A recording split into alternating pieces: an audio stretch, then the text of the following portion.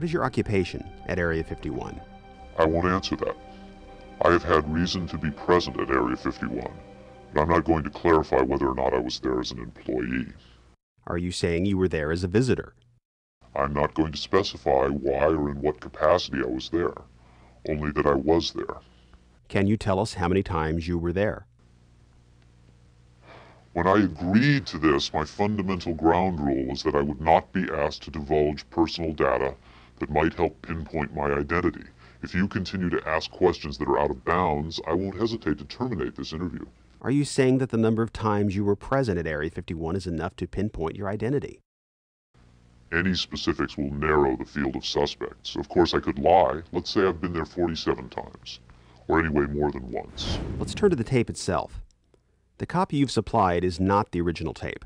No, Was the original at Area 51 when you copied it?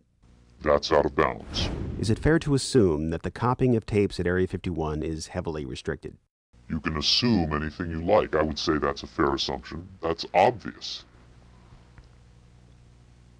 I will say that this tape was copied under special circumstances. Otherwise, copying it would have been impossible. Can you be more specific? More specific?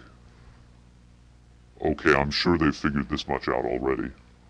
Recently, there was a wholesale transfer of video documentation from analog tape to digital disc storage. In a couple of instances, this allowed data to leak from a highest security system to a less high security system. Even so, this particular tape was the only...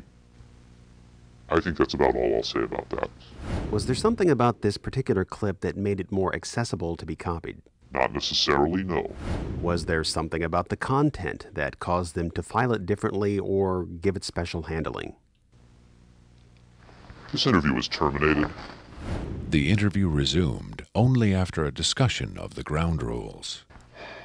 Have you personally seen the alien being that appears in the tape? Yes, I have, but I stress I was not necessarily present at the interview session that appears on the tape.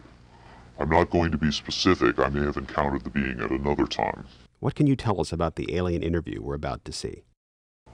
This one is rather recent, very late in the series. The interview process has been ongoing since the being arrived, which was in 1989. Approximately twice a month, they sit it down for a session that generally lasts from 3 to 5 hours.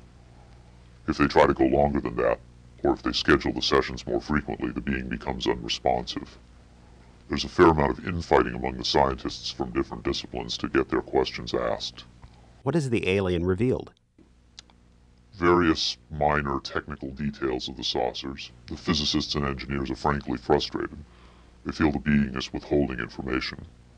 Possibly concepts are getting lost because all the information has to come through a telepath.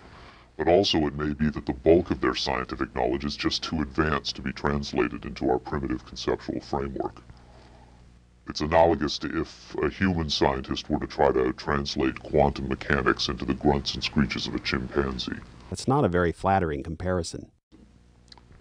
Frankly, there's a high attrition rate for scientists in the program. You'd think they'd be energized by the challenge.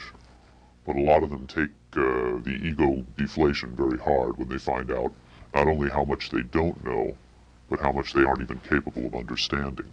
What else has the alien communicated? Oddly enough, the being seems to have a much easier time communicating spiritual concepts.